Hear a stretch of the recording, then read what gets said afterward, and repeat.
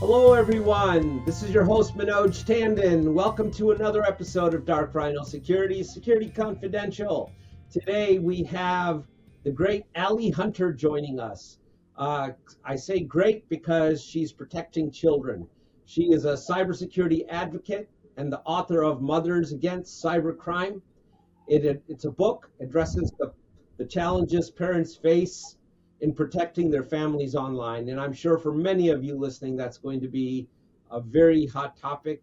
Her books weaves together real life cyber incidents into compelling stories that offer practical advice for navigating the digital world. And as I might want to remind you folks, this is a lot of work and we appreciate you folks listening, but we always love a little bit of love. Smash and like the subscribe button. Leave your comments below. We'll be sure to answer them. Allie, thank you so much for joining us. It's a pleasure to have you here. So glad you could take the time to do this for us. Thank you so much for having me. I'm excited to be here. Oh, fantastic. Tell me a little bit about yourself, your background, and how you got into protecting families against cybercrime. So my background is very diverse, as you saw. I planned it that way. I'm what I call a forever student. I love learning things. If something sparks my interest, I dive full force into it to learn everything I can about it. So I started my career in marketing and I loved that. It was a lot of fun. And then I fell in love with the graphic design and web development aspects of it. So I wanted to further my educational background in fine arts. So I went back to school to learn more about fine arts. And then while I was there, I fell in love with the art therapy aspect of it. So I went into psychology. Wow. And I figured, that can still play a role in my marketing career. But then while I was in there, I decided I wanted to help out kids with learning disabilities. So I became an ABA therapist, a neurodevelopmental teacher. Wow. I worked with kiddos who ranged with learning disabilities all the way, just from ADHD all the way up to cerebral palsy. Wow. I reached out to a local Facebook moms group and I said, anonymously, I said my situation.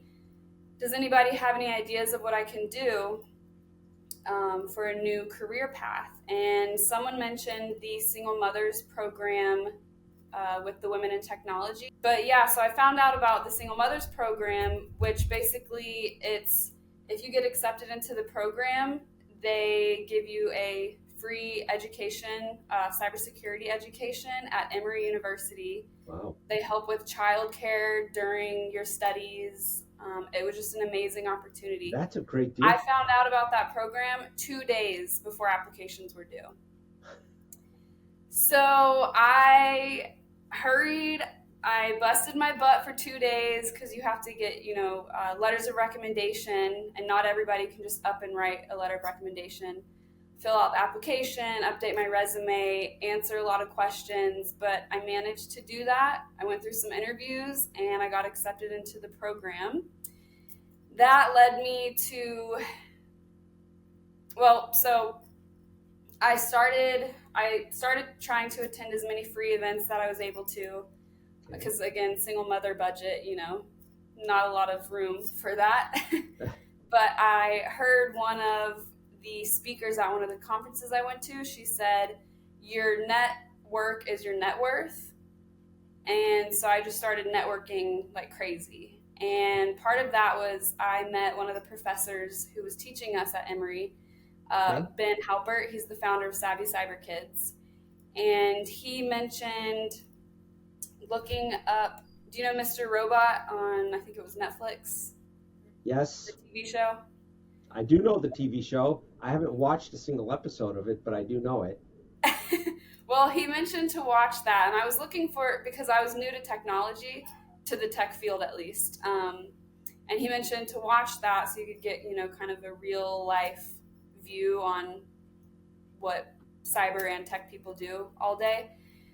And I really appreciated that, so I reached out to him. I said, thank you. It was nice to meet you. I enjoyed your lecture, and thank you for the recommendation. Well, he then asked me to work on his marketing team for the nonprofit Savvy Cyber Kids. One thing led to another, and I ended up writing a book. That your story is fantastic. And again, it's something we've talked about a lot on the show, where cybersecurity seems to be a unique place where people have come into it from all different backgrounds. It's not your typical computer science, mathematics, the person that you would think would be the proverbial cybersecurity expert. It's a very diversified community of people with very varied backgrounds, and that makes it very interesting.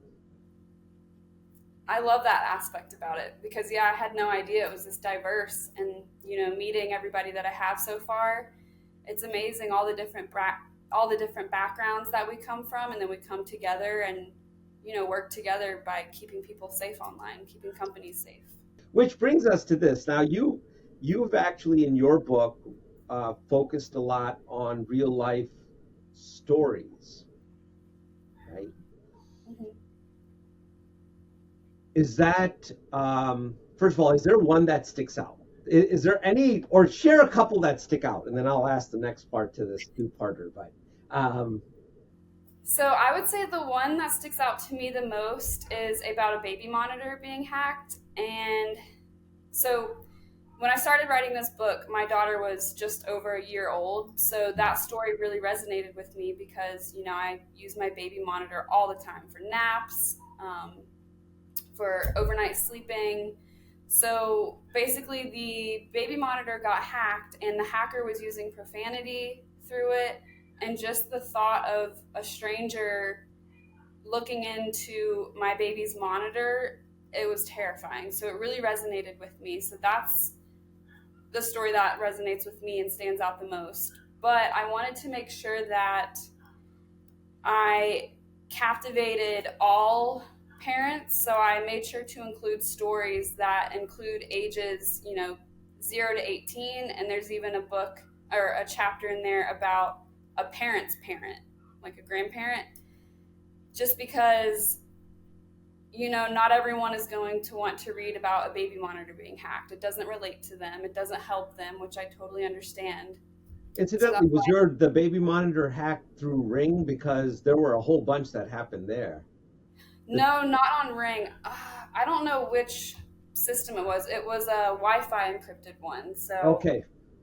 My biggest tip on there is don't get a Wi-Fi baby monitor at all. I know it's convenient. You can use your phone, but I wouldn't do it personally. But I guess another story that stands out, I do have a daughter, so I am a little bit scared of cyberbullying later on because I know she'll be on social media, I'm sure. But there's a story on cyberbullying, and there's a lot of trigger warnings in this book. But I did that because I want parents to know that this is really happening. Like, these stories are real. I put the story in there, and then I attached the exact news article that I got it from to show, like, this is really happening. You think it won't happen to your kid, or you think, like, there's no way. But it's happening. But how are you to know as a parent? I mean, this is at the fundamental core of it, right? A lot of parents have given their kids a tablet. I hope not a phone, but a lot of them have given kids a phone. And it's not like any of these services are really set up to be parent friendly, quote unquote, right? They're just not, which is a whole nother topic that I'd love to hit on. If we had anybody in Congress that could force this, that would be something worth doing, genuinely. Is giving parents real control over their children's devices. End of story. Privacy can go to hell on that one. I said it. But how would you come to know on that your 5-year-old, your 10-year-old, or 14-year-old is even getting bullied? They're not going to tell you. So, okay, a couple of questions. Have you heard of the Bark phone? No. So the Bark phone, I was just recently introduced to it by working with Savvy Cyber Kids, so I'm not 100% familiar with it, but I do know that it is a phone device that it gives parents way more control over screen time, over what apps that they can download. Um, the founder of Savvy Cyber Kids just bought his son a Bark phone and took away the iPhone. So that, because I don't know if you know this, but the iPhone, the screen time parent controls, they don't work. They're not designed to work. You know, they want people to use the phones.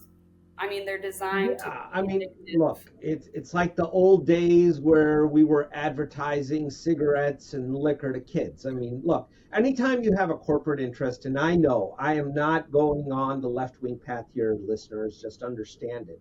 But this is kind of a sensitive topic because it involves children. And as an adult, whatever you want to do, rock and roll. None of us have a right to know. Do whatever you want as long as everyone's consenting, I should say. Have a good time. But when it comes to young kids, that does not apply. Period. End of story. Right? And the parents have to have a mechanism by which they can monitor. And you're right. I have a 10-year-old, and this is a topic that we deal with all the time. Now I'm able to configure firewall rules. So I'm able to lock down a lot of things, but I don't expect the average parent to know how to create firewall rules, much less how to implement a real firewall in their residence. So, Mhm. It's overwhelming. yeah, it's overwhelming. So, how would you, the psychologist part of you, how would you, what do we need to be doing as parents to know what's going on with our kids' online life? So my biggest takeaway, using my background in psychology, working with kids, open communication with trust is a huge key. That's my biggest tip I could ever tell anybody is make sure you harness an open communication. Um, I know a lot of I have some mom friends with their teens. Whenever they ask them questions, they roll their eyes.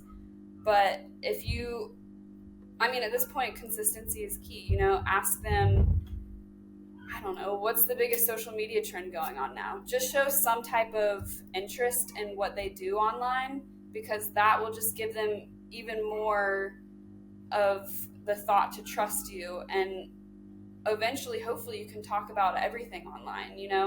One of the stories in my book, the mom, I guess, did a great job fostering that open communication. So the daughter was able to tell the mom what was going on. And there was a stalker. I don't want to give away too much, but the mom and daughter were able to work together as a team, lure the stalker to a school, and Hmm. he got arrested. So if you can somehow get on your child's team, show a lot of interest, don't judge them, maybe throw out a safety tip here and there very nonchalantly, but again, you want to be on their team. I think that's a great way to start working together on online safety. So, Allie, if I could paraphrase here, you're saying be a parent. Yes. So, what a novel concept. I'm being sarcastic, of course, right? But that that is very, very true, right? And it goes against, you see a lot of people wanting to control everything with tech, you know. But if you're a parent, that's going to probably give you the best control more than any tech will ever be able to do. But do you think what is the role of these companies, the gaming platforms, your social media platforms, in safeguarding children?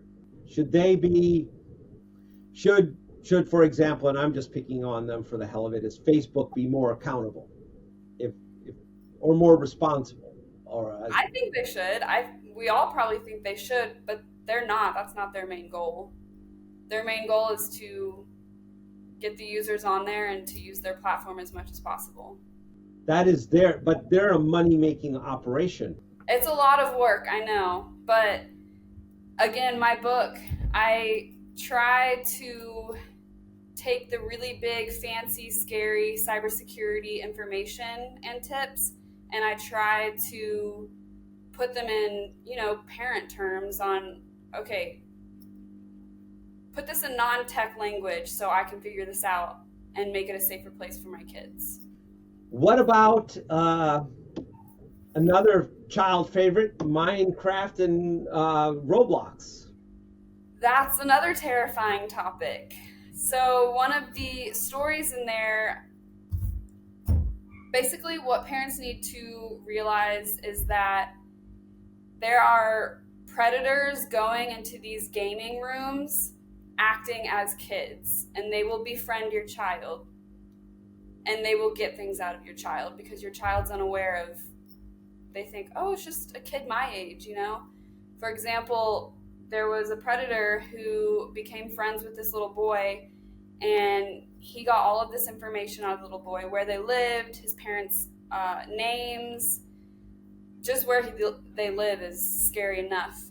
But then the predator started asking for pictures from the little boy, and he started saying no and started backing away. Well, the predator started threatening, you know, I know where you live. You have to send me these pictures or I will come hurt your family. I'm not sure how that story ended. I just got the news article, and that's the threatening part of it. But yeah, I mean,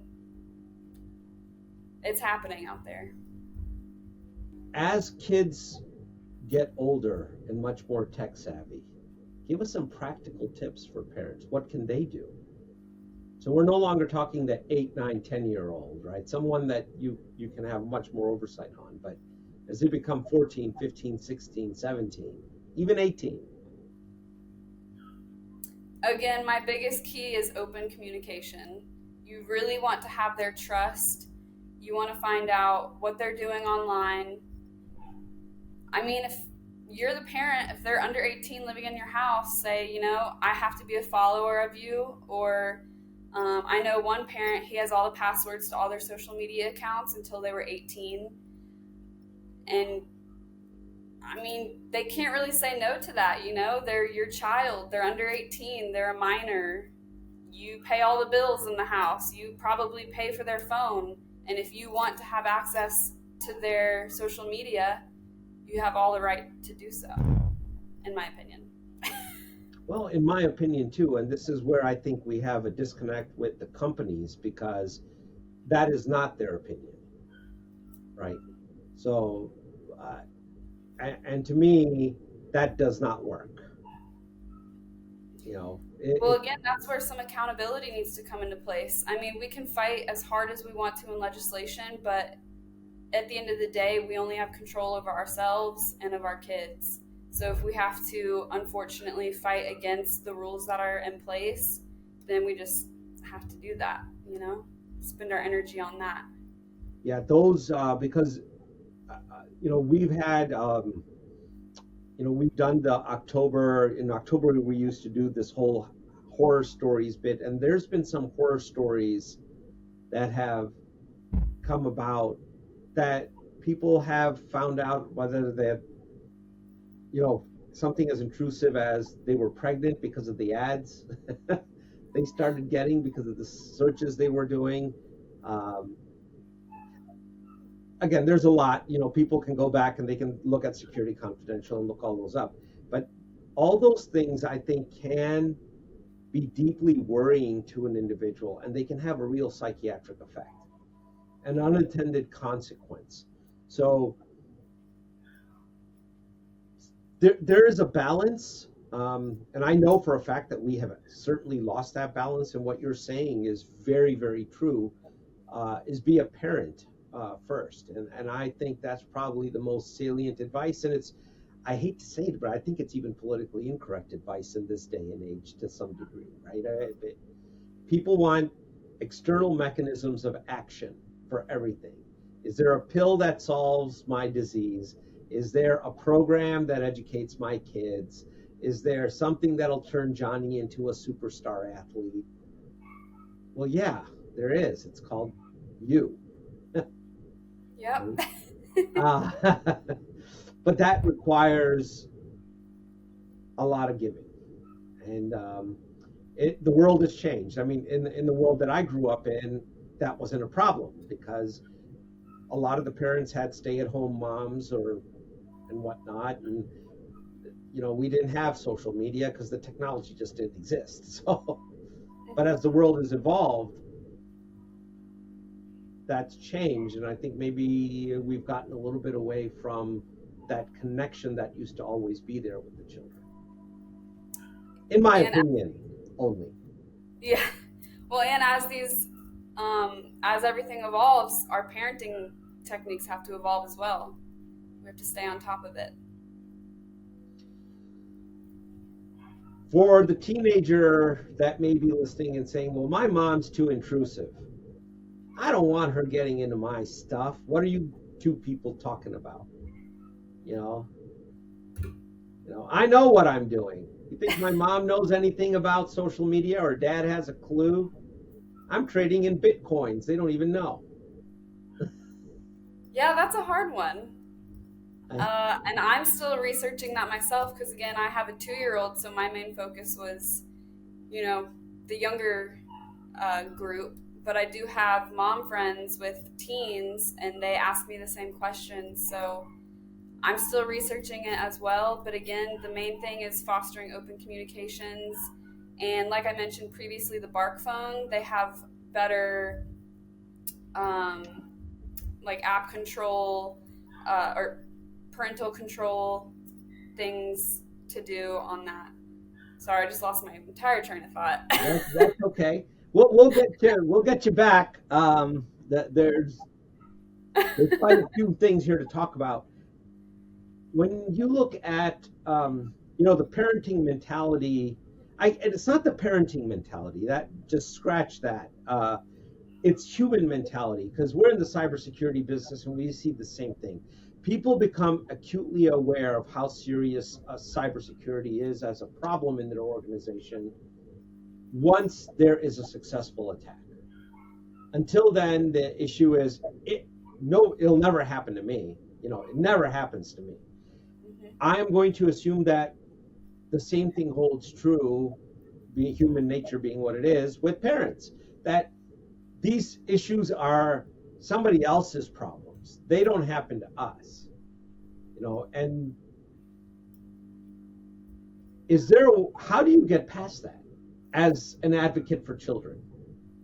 So that's where the thought of my book came into play because, okay, so again, I think I previously mentioned that I had a small stalking incident in my early 20s. So I thought as a parent I was being overly cautious, but then entering the field I realized no, I'm not at all. And in fact, in the past year, I had one mom friend who her Instagram got hacked. So all of her babies, photos, everything got hacked. Within 24 hours, her bank account also got hacked. So, people could easily hack your Instagram, go straight to your bank account, and she didn't think anything of it until it actually happened to her. And same with me. I thought I was being safe online, but then I started reading all of these stories and finding gaps that I've been missing. Not because I didn't care, I didn't think anything would happen to me. But things did happen to me and my friend. So with my book, I tried taking my psychology background to figure out how can I really gain the attention of these parents to where they have enough empathy so that they can retain the information that I'm trying to give them to keep their family safe online. And for me, that was using real stories. And then I, again, put a picture of the actual news article of where it came from. So hopefully, even if you just have, because I know we're busy as moms, well, parents in general, even if you have maybe 5 minutes to read one of the chapters in my book that pertains to the age of your child, I feel like that would be enough to help you set yourself up for a little bit more of online privacy and protection. Now, are you folks working with any schools or communities to get the message out there? And if so, what are some programs that people could get involved with? So there's actually a lot of ways. So one of the ways is we have workshops that we've developed. We have the workshops for ages pre-K all the way through high school. And you go to our website, get the workshop information, and you basically take our materials to the school and deliver them. Okay. For example, for the pre-K program, we have books that you bring, and they're geared for ages 1 to 5 because the founder of Savvy Cyber Kids, he researched and found that the most information heavily absorbed is ages 1 to 5. So we really want to start kids practicing online safety that early. Okay. So the books that you would go into the classroom to read to these kids is very, pre-K friendly. Then we have coloring sheets. They can make their own cyber hero, and they pick out a username that they can use online that has no personal identifiable information, because we don't want that. And that's just, it teaches them a very base set. And then we also have workshops for, the high school students. So that's one way you can do workshops at your school, your local schools. Another way is to, if you work for a company and you want to have an employee volunteer program, you can do the same thing. You just download our free workshops and go into schools and teach the kiddos. Or you could even use them at home if you don't want to. Now, when they download your workshops, is there a train the trainer type of an approach where you or someone can guide them through it, or are they left to their own devices to? You're left to your own devices. However, if you reach out to Savvy Cyber Kids, info@savvycyberkids.org, you can speak to one of us and we'll schedule a phone call and walk you through how to do it. Oh, that's very cool. That's info@savvycyberkids.com, right? Yes, it's info@savvycyberkids.org. Got it. .org. All right, that's fantastic. How many? And you're saying these programs are everything from pre-K to high school? Yep. And there's even a grandparents guide that you can download. So if you want to teach your grandparents online safety, because there's a lot of scams out there targeting grandparents as well.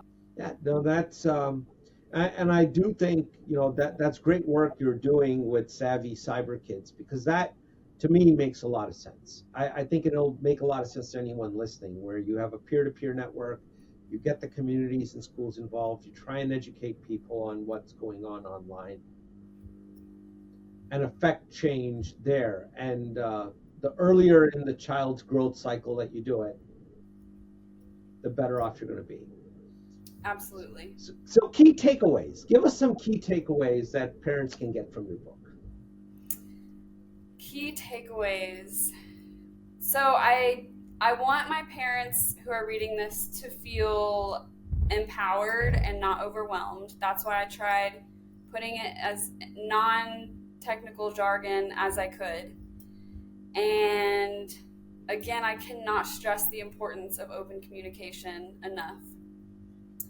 And just becoming more aware, sign up for the Savvy Cyber Kids newsfeed, because we send you once a week, you'll get a list of articles that have happened regarding online safety and what has happened.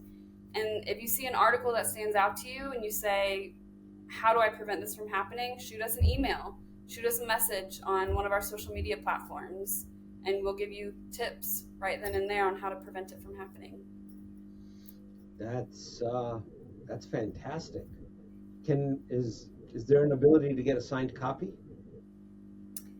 Yeah. I guess send me an email, or Savvy Cyber Kids. Again, I can give you that email address and just ask for one, and I will figure out how to get it to you. Fantastic. So, Allie, we're towards the end of this podcast, but would love to. Anything else you want to plug? So next year, I actually created the Hunter method, and it's a cybersecurity awareness training method for employees and corporations. Teaching them about cybersecurity and how to keep their companies safe. So I've already talked at 2 conferences on it, at B-Sides Atlanta and Hacker Halted. And hopefully we'll be speaking at more conferences next year. Well, Allie, thank you so much for being here and spending an hour with us today. It's been a pleasure having you, and thanks for the good work you're doing trying to protect our kids.